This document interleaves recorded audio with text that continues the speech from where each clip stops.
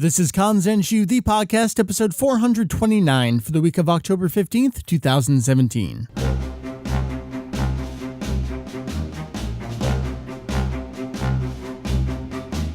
What's up? Welcome to Kanzenshuu, the podcast, an extension of the all-encompassing Dragon Ball fan site, Kanzenshuu. We cover anything and everything Dragon Ball in hopes of enlightening and a little bit of entertaining. Firing podcasts in rapid succession here, back for episode 429 in your ears. My name is Mike Vegetto EX. One of those wonderful episodes where I've already recorded and edited the topic segment, so I get to just kick back and record the surrounding content for the episode. This week on the show, our old good buddy Lance is joining me to talk about a fascinating interview that is just about exactly a year old at this point. There's an interview Forbes did with Kazuhiko Torishima. We of course know Torishima as essentially the person who discovered Akira Toriyama and was his first editor throughout the entirety of Dr. Slump and quite a ways into the Dragon Ball series. This interview was wonderful. We're going to hyper focus on one very specific portion, and that's Torishima talking about the shift in the TV series adaptation from Dragon Ball to Dragon Ball Z, some of the reasons for that shift on the production side leading into the marketing side, and it may flip everything that fans like us at Kanzenshuu say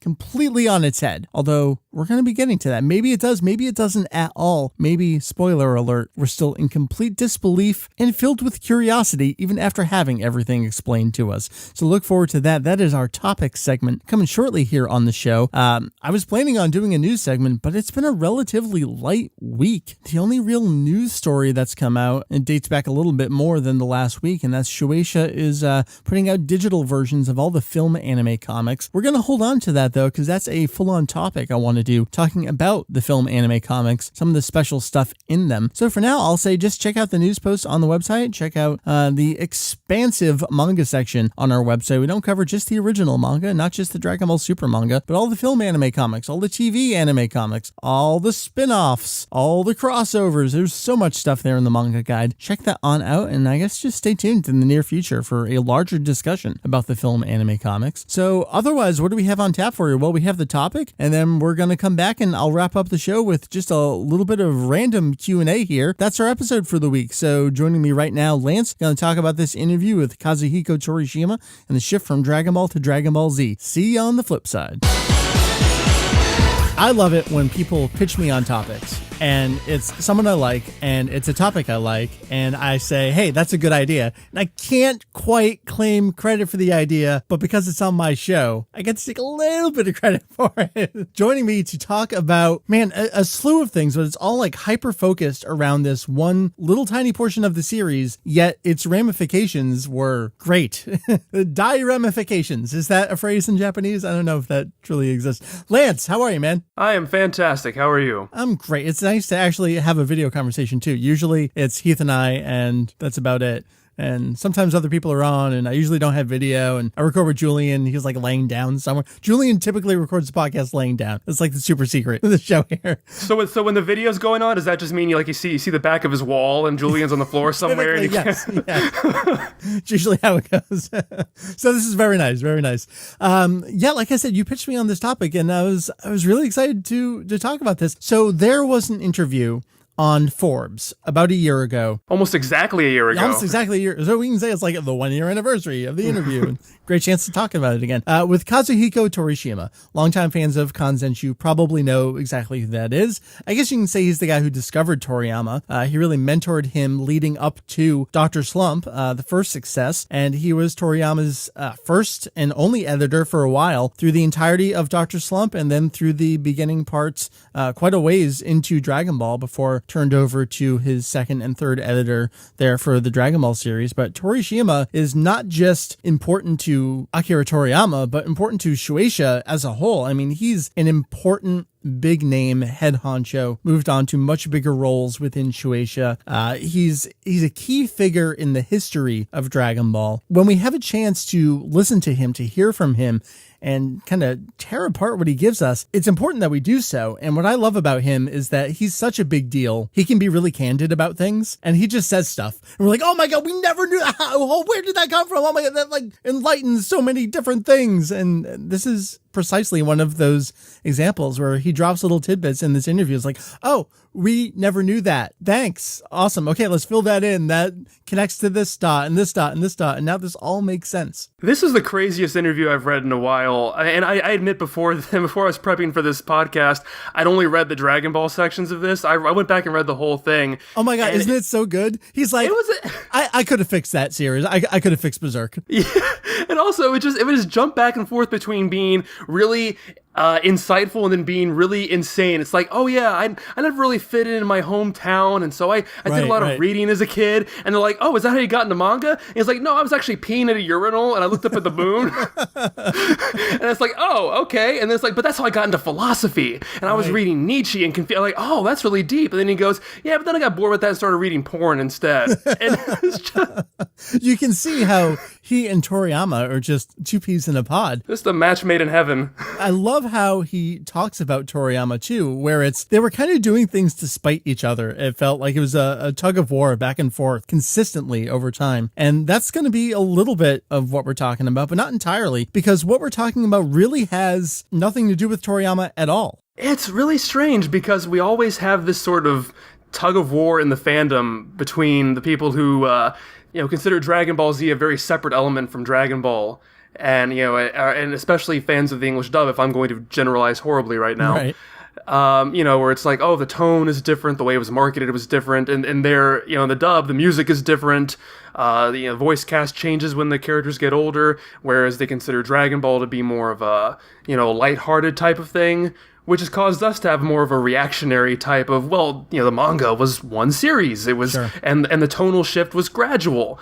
But I read this interview with Torishima, and it sort of put a whole new spin on it because we never really knew where we know where the title came from, that Toriyama made that up. Yeah, well, what was the impetus for that? Why they even do that in the first place? Exactly. As far as I know, we never had any kind of insight into that before, but here's Torishima saying that he wanted it, or that he was instrumental in bringing that about. Yeah. Because he wasn't satisfied with the tone, which kind of plays into what other people say about the tone shift, but it's kind of backwards. It's kind of inverted. It's kind of inverted from what the argument usually is. Yeah. So I guess let's set the stage here. You kind of introduced it, but we need to backpedal a little bit. We are not talking about anything other than the original Japanese version of Dragon Ball and Dragon Ball Z, specifically the TV series adaptations of the original manga there.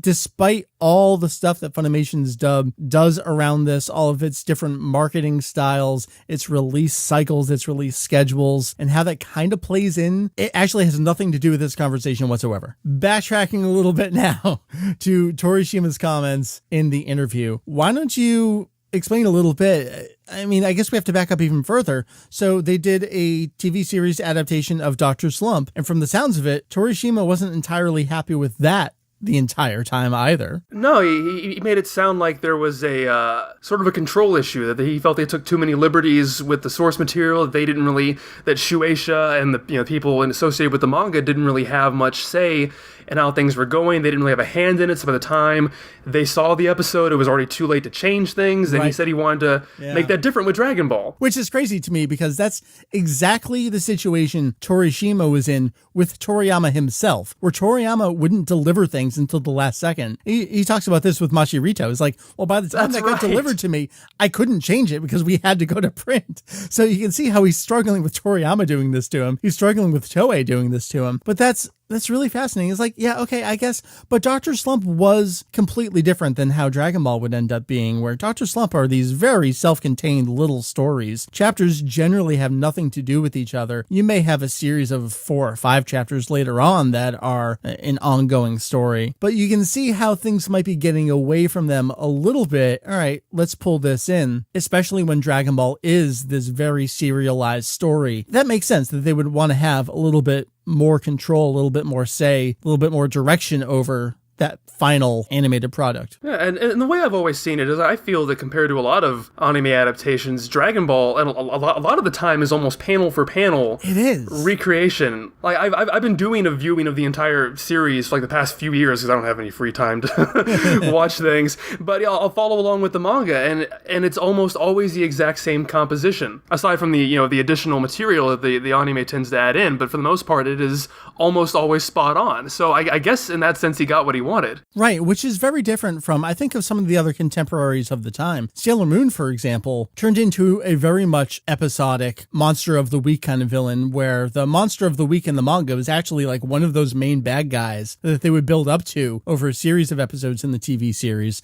Ranma would go in totally different directions, and then the OVAs would go back and retell some of the manga chapters that they never did. I'm thinking of Sailor Moon, like, is it the S movie with the Ice Queen or whatever, which is actually manga material made into a movie instead of in the TV series. So you can see how all these different, not that Ranma is directly related. I mean, Sailor Moon and Dragon Ball are kind of like, again, related in this respect. You can see it's like, all right, we want to have really full control over the direction here. So I kind of get where they're coming from a little bit, where, all right, Dr. Slump was a massive success. We've talked about this. Toriyama was already a household name. He was already rich. He was already being hounded by the press. If Dragon Ball is going to be the follow-up to that, and they have goals of making that, I mean, that was the entire reason we know this, that he was allowed to stop Dr. Slump, was do something bigger and better that you also enjoy at the same time, because Toriyama wanted to move on too. So they wanted Dragon Ball to be massive. This just keeps feeding back into the we want ultimate control over this. So I kind of get where they're coming from. But apparently, even with that, Torishima still was not happy with the way the first television series was going. Yeah, that's bizarre to me. And he talks about specifically the fight with Goku versus Demon King Piccolo, and how when he saw that, it was that moment when Goku pierces Piccolo that he knew he could not continue. Things must change. And I look at it and go, like, that is a perfect approximation of the iconic visual from the manga. I can't really ask for much better from what they gave me in the TV series. I mean, they're literally using the manga as the storyboard, and everything comes across, and the voices are perfect, and the music is perfect. What else do you need, man? Yeah, and the comment that really sort of confused me, or really stuck in my craw, was he specifically says that he felt that the producer of the Dragon Ball TV series was making this too much like Dr. Slump, something he says, quote, cute and funny. And I look at that scene and I don't get that. I don't exactly get it either. No. I mean, I think to a lot of maybe filler material leading up to that arc and around that arc, around the 22nd Budokai into Piccolo stuff. I always call back to the Ginkaku and Kinkaku episode. I love that, but it is kind of slapsticky and kind of weird and just extra material. And that, because it's original, doesn't reflect what's in the manga. And maybe like that kind of stuff was going in different directions than he wanted to.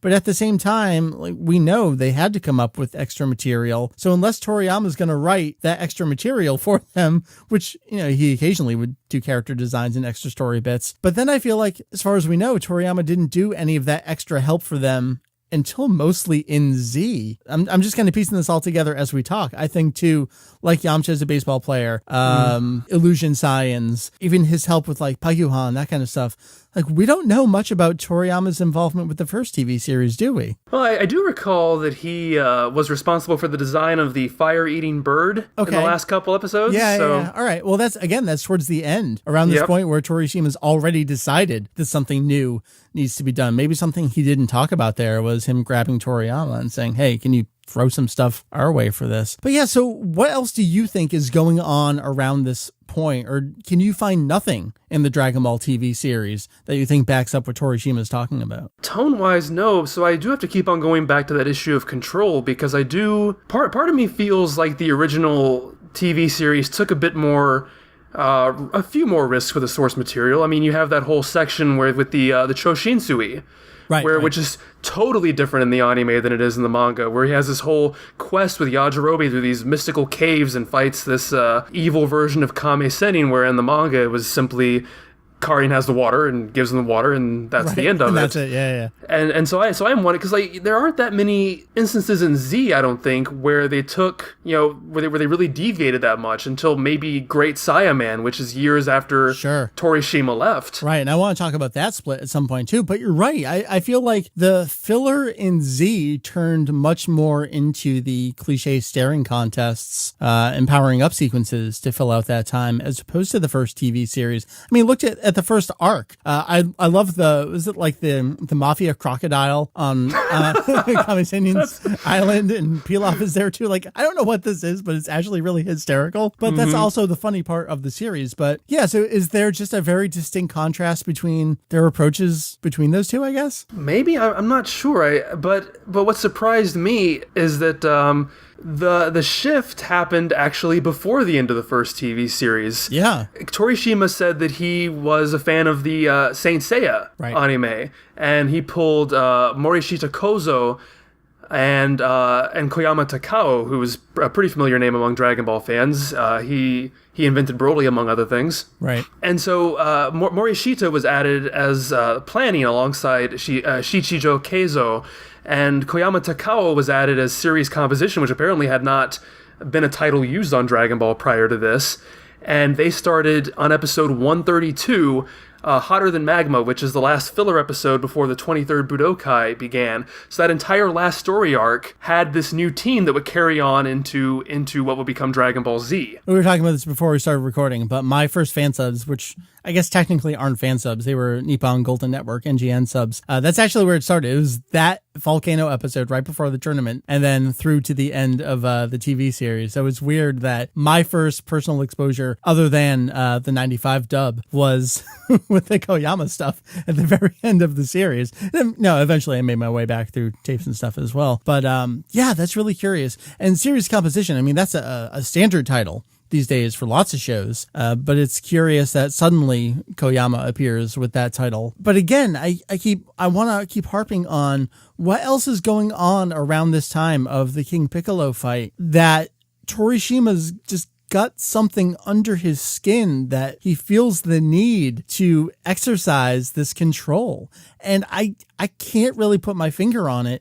At the same time, maybe that's what makes him such an expert. I mean, he clearly dictated the amazing success of multi-billion-dollar franchise. Well, you know what I find really weird about this? Is that, okay, so when the 23rd Budokai starts and Torishima gets these changes in, where's the manga right then? The manga at that point is during the battle with Raditz, which, if I recall, is right around the time where Torishima stepped down as Toriyama's editor. So this might have been like the last major thing he did, and he was still wanting to make this really major change into this work he was about to leave. That's crazy, yeah. And I don't know what the circumstances were around that. I don't know that we do know. I mean, obviously, he had some role changes coming up for him there at Shueisha. Maybe I should have done the research into what the time frame was where he went on beyond that. But yeah, that's crazy. Like, he wasn't slowing down with what he wanted to do with the series. But yeah, I spot checked a few areas of the Piccolo arc, like, major moments like the fight. I watched, obviously, the death scene. I watched Kuririn's death at the beginning. Yeah. And I still, I don't know, I guess I'm not seeing it. Maybe I'm missing something that he didn't, that he saw that I didn't, but... Yeah. I agree entirely, because this is something we often talk about. There are conversations like, oh, the Z shift makes such sense because that's when it becomes a hard sci-fi show. And we're constantly talking about, like, no, go back further. And even though it's not sci-fi, it's mystical sci-fi. And there is death and there's blood and there were broken necks and there's all sorts of stuff going on back there. It's super villains and you got your giant ki blasts going on back there too. I mean, everything that you know from the Saiyan arc really started 22nd Budokai and went onward from there. Yeah, so I think this pretty much blows that theory out of the water that, that the split was made because of some major story change or something. It happened because Toriyama brought these new people on, and one of them suggested, hey, if you make a new series, then we'll get more money for marketing. And that's really how that came about. So it had nothing to do with science fiction or Goku being an alien or, the tone of the manga changing. Right. It was strictly, it wasn't even marketing. It was marketing was the benefit of these other production decisions that they were making. So it was purely on the production side. I will say the one thing I noticed just looking at the 23rd Budokai, which I suppose in the terms of the anime, since it has the new staff, is kind of the proto Z. I did notice that there is one kind of Z staple in there, where it's when Piccolo is charging up his, was it the Cho Bakuretsu Maha? I always forget the name of it. No, you got it totally right. Yep. And it literally takes half an episode of him just standing there charging. I remember watching that subtitled for the first time. I'm going, oh my God. And then I had an episode around there, I think I've talked about this, where I actually have no video on that tape. It's just audio and it's just static for an entire episode. It's like it can't get any worse. He's been charging for half an episode and then I have no episode around here too. That's kind of brutal. You know what I wanted to talk about around this point? I think despite all the changes that are being made here on the TV series, I find the most drastic change is not in the TV series. It's actually over in the movies. We had Dragon Ball Movie 1, which is a retelling of the very beginning with some alternate elements. That makes total sense. Movie 2 is a quarter or a third retelling and then also original story. Movie 3 is like retelling two different arcs at the same time in a different setting. Then suddenly we get to the Dragon Ball Z movies, which become alternate what if side stories. The same new staff that's in charge of them over there. So I feel like, are they exercising their control more over, like, are we seeing the effects of their control over there? But I also didn't do the research to see what was going on with the other movies at the same time around that time. I know when DBZ Movie 3 came out, that was the Toriyama The World special where it was, I think, Pink, Kinosuke-sama, and DBZ Movie 3. Somewhere around there, a movie aired with like Ninku and Slam Dunk. And this was definitely the time when it was, we're going to tell stories that somewhat reflect what's going on in the TV series. So we don't alienate audiences while we simultaneously bring in new audiences. And I'm not really doing anything other than explaining what the movies are. However, I think that's where I'm seeing giant production shift. Yeah, definitely. I think because Koyama's credited as the writer on pretty much all of those Z movies. Yeah, he pretty much handled everything over there. Mm-hmm. Yeah, I don't think it's ever really been confirmed. My thoughts on the first three Dragon Ball movies. We can watch all three of those together, and they form their own kind of separate trilogy. Like you can watch one to the other, and they flow seamlessly into each other. They are their own separate story, and it does totally feel like its own continuity over there in the movies, for sure. Yeah, well, the Z movies didn't really try in terms of making a new continuity. It was just, we pluck the characters out of the show, throw them into this movie, and there you go, don't think about it too much. Right. Is it that Koyama then had an outlet to do what he wanted to do over there? I know something that our buddy in Japan, K17, has brought up on occasion is Koyama's into this weird semi-cultish kind of religion with the way that energy works. And some of the stuff at the end of DBZ Movie 8 where the precise ways that people donate energy to Goku seems to eerily reflect some of the religious school of thought that Koyama is into. And in particular, we always talk about these like escalating levels of Goku-ness, where we go from Toriyama's manga Goku to Toei's TV series Goku to then Koyama's theatrical Goku. Is this the only place that Koyama can exercise his control? So like we have Torishima over here being the top dog in terms of control, and then Koyama's over here doing his own thing.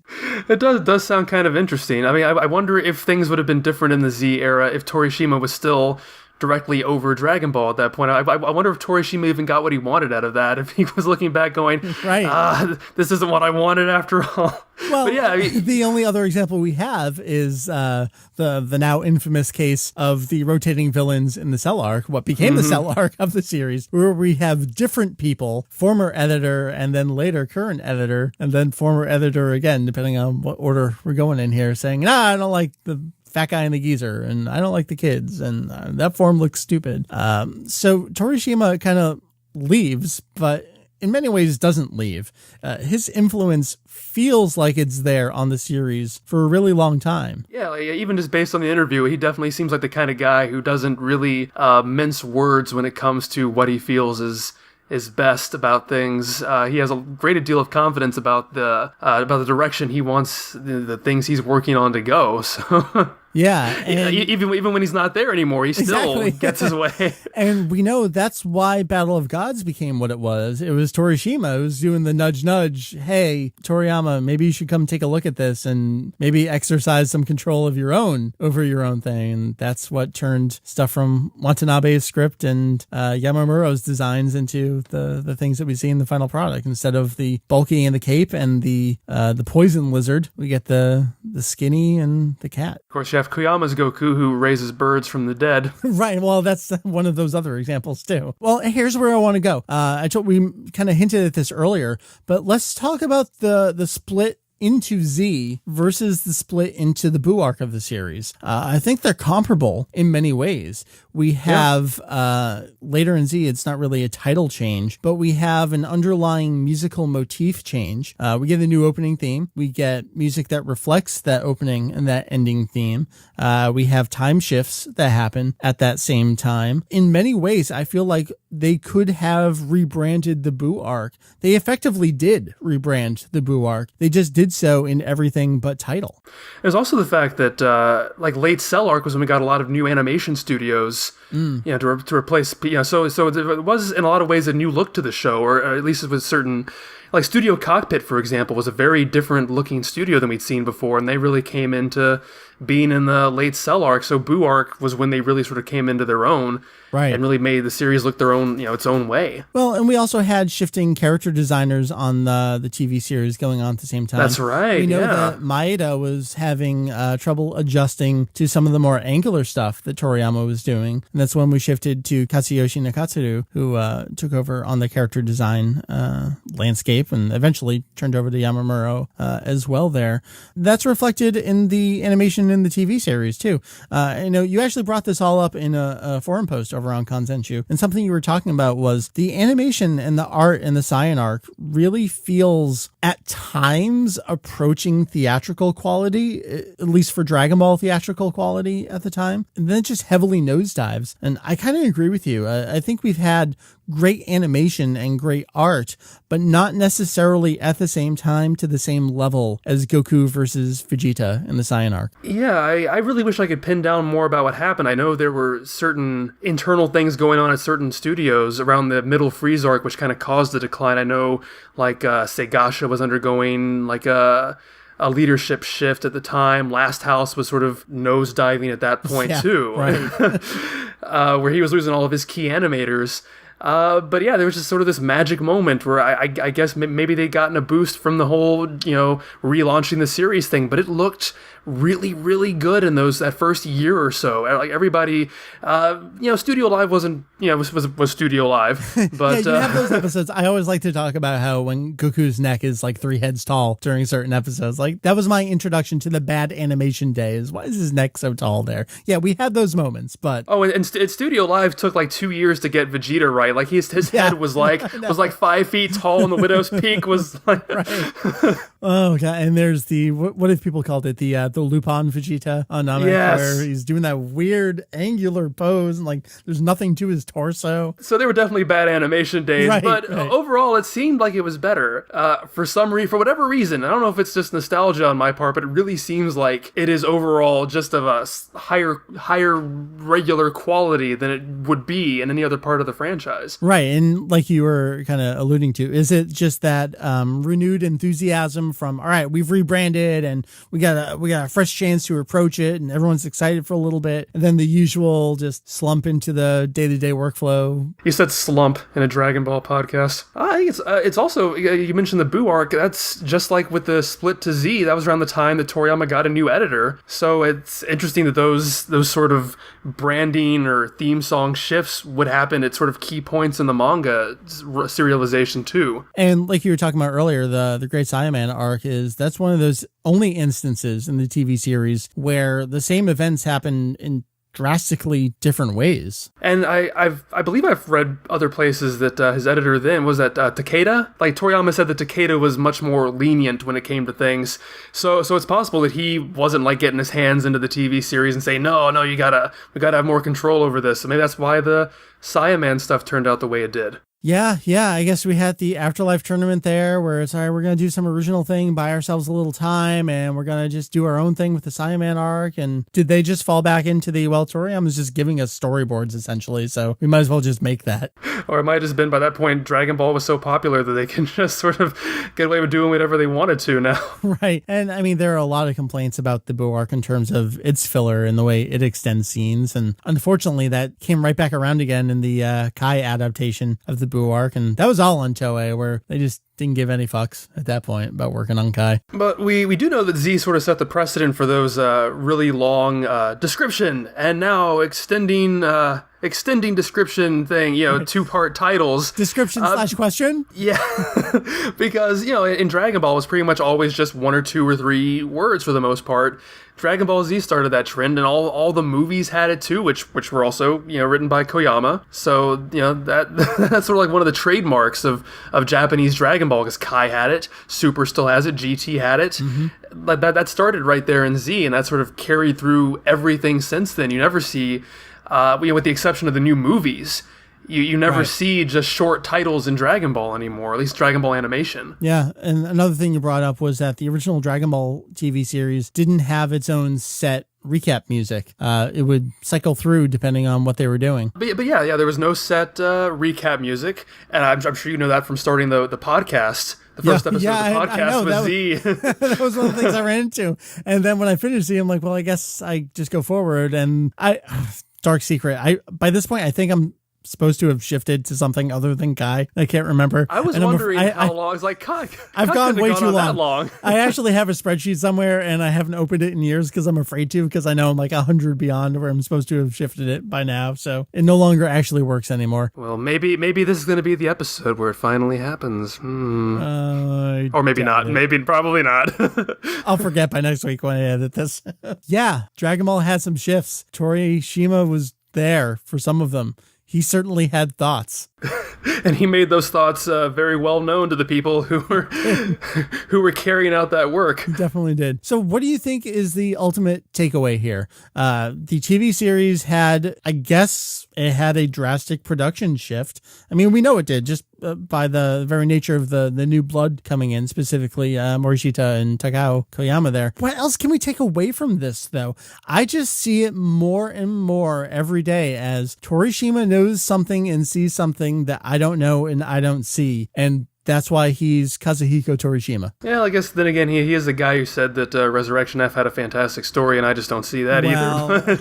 Yeah. Well, it's like because I really want to watch these Dragon Ball episodes and then watch the Piccolo death and see what he's seeing there. Yeah, I agree. And find this new insight that Torishima has that I never noticed before. But even having this conversation, I'm still just seeing it really doesn't seem like all that much changed outside of the aesthetics, outside of the branding, outside of this slight musical change, outside of this slight color change, Right. And those are all things that they would do later, like you said in the Buu arc. And it still felt like Dragon Ball Z Episode 1 feels like Dragon Ball Episode 154, the exact same way that Dragon Ball Z Episode 200 indeed feels like Dragon Ball Z Episode 200. So I don't know what we can take away from this, just other than it happened. And at least now we know why Z happened, and we can put all the rumors to bed at the very least. Yeah. But it's very insightful interview at the very least. Definitely. Torishima's always got good stuff to say. So Lance, Dragon Ball Dissection, how's that treating you over on YouTube?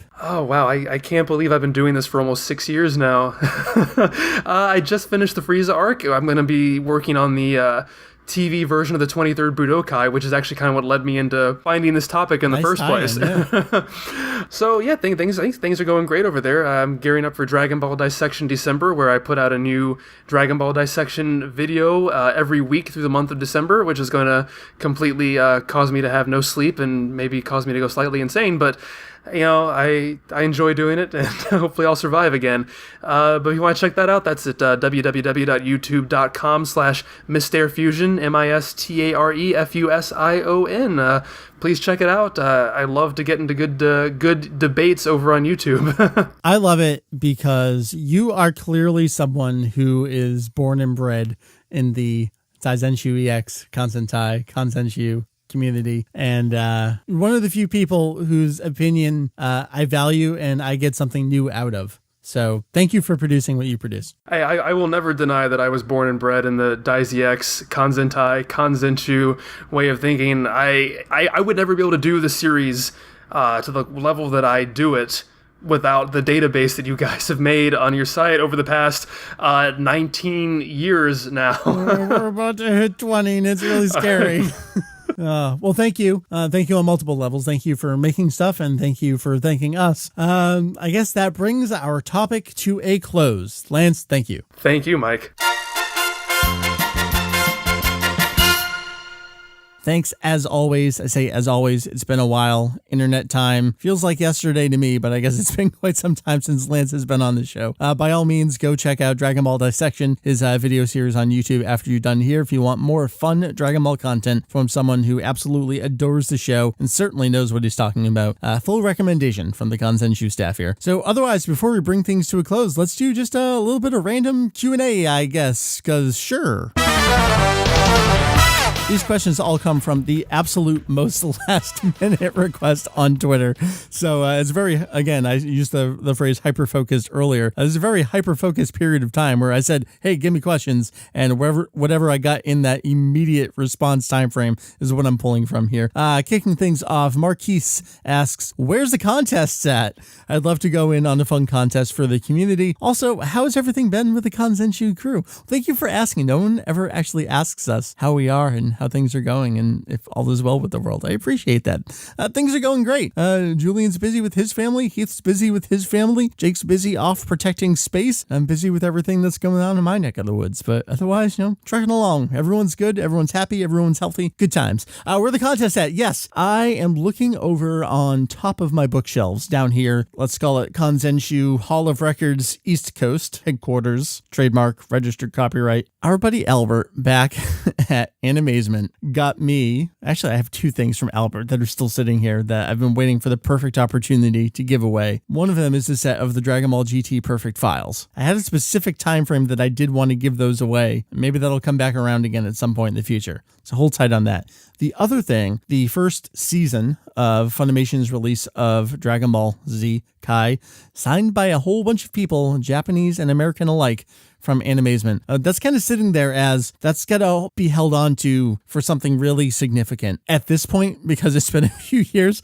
I kind of feel like maybe I'll just hold on to that for episode 500 of the podcast. There may, in fact, be a Masako Nozawa autograph on there, along with some other folks. So that's a pretty big one. Albert went above and beyond for that. So contests. There are things for contests. I also have many extra Psycho Jump issues I would be happy to get rid of. I just don't want to ship them.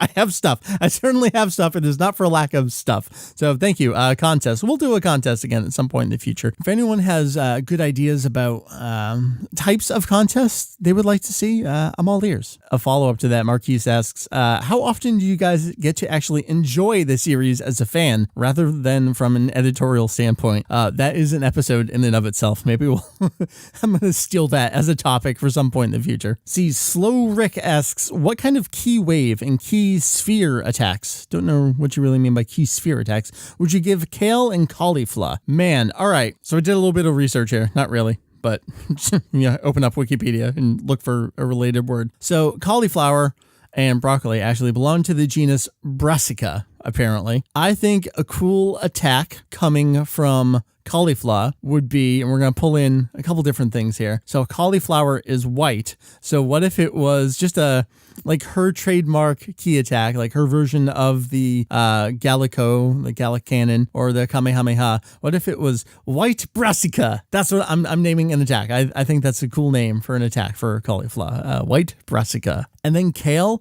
I kind of feel like everything about kale should just be unnamed and a total mystery and never explained. It just appears on screen for some reason. So I refuse to give any names for anything that kale does. But White Brassica, that's going to be my headcanon for cauliflower's signature attack until told or shown otherwise. Let's see, I don't know if it's Mickleton or Michaelton. Opinions on the less developed badass characters like Hit and Jiren. I think Mary and I went into into quite a little bit of that on our spoiler segment on last episode, 428 here, in our kind of knee-jerk reaction to the 1 hour special, really just the 2 episodes back to back. My thing is I need a little bit more from these characters, Jiren in particular. We've gotten a little bit more out of Hit over the arcs. I still don't love him. I think he is a little bit more interesting of a character than he was when he was first set up. At this point, Jiren is what he is and who he is, and I'm hoping there is more to him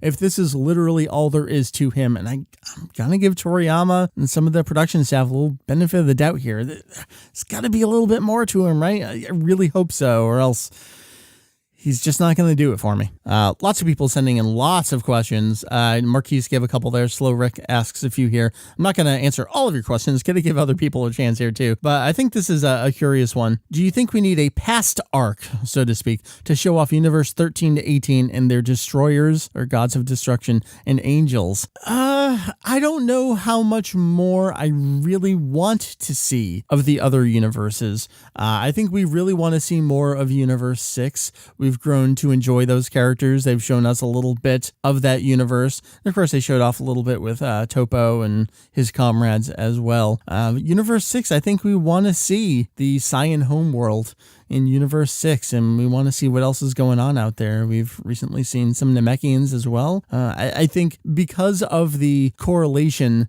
to our universe, Universe 7, I think we inherently want to know a little bit more about that, see some of those differences, learn how they came about so differently. I think that gives more of an interesting backstory than, oh, and there was this other universe and they had these different races and this is just who they are. Okay, they're fun for fodder characters in the tournament, but I don't necessarily want or need to know more about them. Universe 6 seems like a cool place to start exploring and then maybe trickle out from there. It's definitely set up to be something with limitless potential. If anyone really took it upon themselves, they could do an entire series about these heroes or these fighters from all these different universes. They could go for decades telling these stories. I don't necessarily think they will or should, but there's certainly the potential for it there. Raphael asks, difference between End of Z Vegeta, GT Vegeta, and Super Vegeta as a character. Man, I mean, that could be a topic in and of itself as well. Speaking of land, so we did a discussion all about Vegeta as a character. I think, was that the last episode under the Kanzenshuu EX banner before we shifted over to Kanzenshuu? So maybe go back and check out that episode. I don't remember what we talked about. That was probably a good episode though.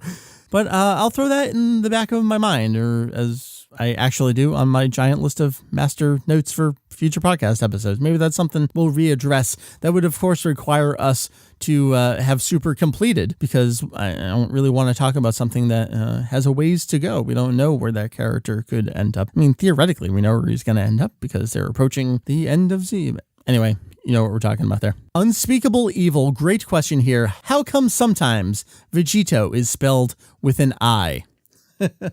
Much like Frieza, Vegetto is not actually spelled with an I. All right, so here's how this name works. We know, obviously, that Vegetto is explained for us in the series, but it makes much more sense in Japanese. Vegetto's name is a combination of Vegeta, and Kakaroto, Kakarot. When you combine Vegit and To from the two respective names, you get Vegetto. That's a hard double consonant sound at the end there. So you could use an I. If you do a direct romanization of Vegetto, you would romanize that out. You would transliterate that out into our alphabet as B-E-J-I, extended I's, or maybe a double I, or an I with a macron, T-T-O. However, that would be like spelling out Torankusu instead of trunks. We know where this name comes from. We know what it's a pun on, or a play on, or kind of differently in this case, it's a combination of two other names. So what it makes the most sense to do with Vegetto's name is look at how you spell Vegeta and how you spell Kakaroto or Kakarot, and use some kind of combination of those two names to come about with the fusion name, because that's exactly what's being done in Japanese. So this is one of those cases where the intent is just as important as the actual end result of a spelling. There have been actually 3 official spellings for this character's name in North America over the years since 1997. The one thing I don't have in front of me that normally I would have done the appropriate fact-checking and research, but because this is kind of spur-of-the-moment questions, I don't have in front of me, the American releases of the Super Battle Collection. Those had some names prior to Funimation finalizing what some of them would be. That's actually where we first saw Mr. Savage, which didn't end up being used as they moved to Hercule later on. And Frieza spelled with 2 E's, correctly spelled with 2 E's. So I would want to double check and find that. Otherwise, the 3 off the top of my head that I know have been used over the years, starting in 97 with Final Bout, his name was written out as Vegetto, which is my preferred spelling and the spelling I use to this day. The spelling that Funimation went with in conjunction with all of their Irwin figures ahead of the character's actual appearance in their dub of the show was this spelling with the I, the Vegito spelling. And then a more different spelling. This gets to what I was talking about with combining the way that you are spelling these 2 names and the intent of the character's name, and that's Vegerot, or probably Vegerote, or Vegirote. It's kind of hard to figure out how you want to pronounce that name in Viz's official English translation of the manga. So you have those, as far as I know, those 3 official English spellings in American licensed merchandise over here. So here's the big question that, like Viz did, do you go with the obvious intent, and that's to merge these 2 names?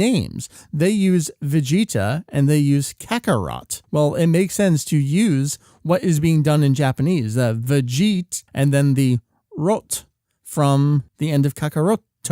That double T, that consonant sound is inferring and indicating that hard ending sound. That's why we would spell it as Kakarot instead of Kakaroto, or for a more recent example, why we'd spell it as hit and not hitto. So I don't know if I've truly answered your question. The I could come in from a direct romanization, transliterating that name into our alphabet, but that doesn't really make sense to do. The question with Funimation has consistently been, where did the I come from in that name with Frieza and Vegetto? It's curious. Don't really know why they ended up going with that instead of Vegetto, which Bandai used over here, again in Final Bout. Vegetto, that's how it's traditionally written out in most Japanese merchandise as well. I think to the Japanese Super Battle Collection, even some of the more recent figures are spelled out as Vegetto. Other alternate spellings you may see out there, Veget, or maybe a double T at the end there. That was somewhat popular when I was first getting into the series in the mid-late 90s before Final Bout came out. So again, a hyper-focused period of time for me in 96 there. I saw Veget a lot. That gets exactly what it's supposed to be. The Veggie from Vegeta and the hard T from Kakaroto. I really recommend you go Vegetto. It's our style guide on Kanzenshuu. It doesn't make a whole lot of sense because we don't spell it as Kakaroto. We spell it as Kakarrot to kind of get the carrot pun source across more. So again, don't know if I answered your question. I hope I did, but our recommendation for lack of anything that makes much more sense in our alphabet as opposed to Japanese where it makes a lot of sense is Vegetto. Let's see, Tony asks here, what's the best and worst thing about the super dub? Googly eyes, question mark. So multi-part answer here. 1, well, what dub are you talking about? Clearly you're talking about Funimation's English dub, or not clearly, but I'm assuming you're talking about Funimation's English dub. Just being a little bit of a jerk at you there, but Super is dubbed in countless other countries, and I would like to check in on them. Thing is, I have not seen any of Funimation's English dub of Dragon Ball Super.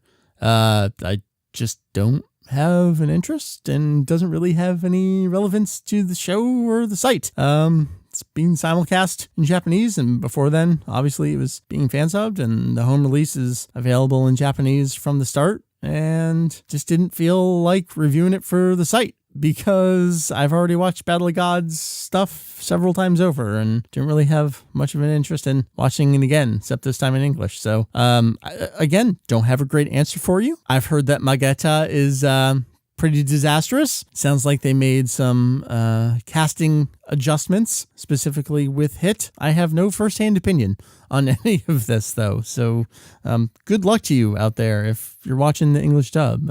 And the whole thing's available in Japanese. So go watch it in Japanese. It's our recommendation. It's Kanzenshuu. Come on. And we'll wrap it up. Jake Herms, Thank you for contributing. Ultra Instinct, technique or transformation? Why not both?